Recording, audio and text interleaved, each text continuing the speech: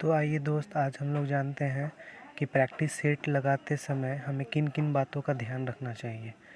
तो सबसे पहले एक नंबर पे आता है कि आपको क्वेश्चन को बिल्कुल अच्छे से पढ़ना है। मतलब जो भी दिया हुआ है उसको आप एक अच्छे से एक बार रीड कर लें, फिर उसके बाद क्वेश्चन को सॉल्व करने के लिए आगे बढ़ें। दूसरी बात ये आती है कि मैथ के जो कैलकुलेशन है वो आपको अच्छे से करने हैं। अगर आपका कैलकुलेशन गलत होगा तो आप क्वेश्चन को भी रॉन्ग कर दोगे। तो आप ये भी पॉइंट आप अच्छे से ही ध्यान में रखना। और तीसरा पॉइंट ये है कि निगेटिव आपको कम से कम करना है। अगर आप क्वेश्चन में निगेटिव कम करेंगे तो आपके सही मार्क्स से आपके जो वो नंबर आते हैं, सही मार्क्स से जो कट जाते हैं वो भी नहीं कटेंगे। और चौथा पॉइंट ये है दोस्त कि क्वेश्चन में नहीं और हाँ को ज़रूर देखना है। कभी कभी क्वेश्चन में हम लोग को नहीं बोलता है। जैसे मान लीजिए कि एक एग्जांपल से हम आपको समझाने का कोशिश करते हैं कि क्वेश्चन में बोला कि जैसे नहीं है उसमें, और आप ध्यान नहीं दिए और उसमें जो नहीं था उसको गलत कर दिए। तो ये भी आप पॉइंट ध्यान में रखिएगा।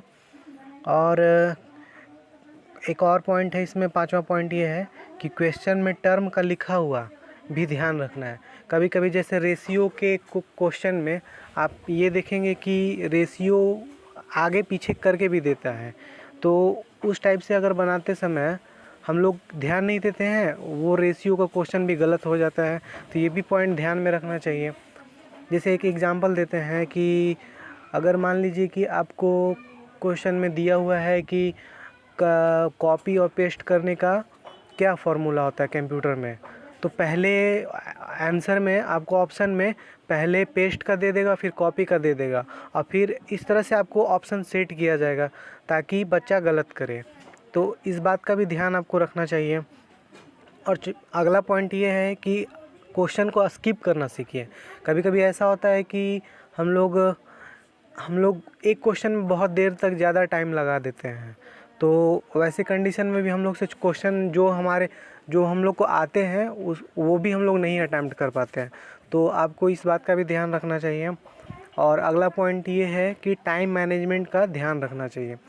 जैसे अगर मैनेजमेंट नहीं कर पा रहे हैं, ये जो अगला पॉइंट है ये क्वेश्चन स्किप करने का जो तरीका है वो उससे बिल्कुल रिलेट करता है। आप इन बातों का अगर ध्यान रखते हैं तो आप बिल्कुल प्रैक्टिस सेट में आप अच्छे से अच्छे नंबर ला सकते हैं। तो धन्यवाद फ्रेंड। अगर आपको मेरी इन बात सही लगती है तो कृपया वीडियो को लाइक करें और सब्सक्राइब कर लें मेरे चैनल को।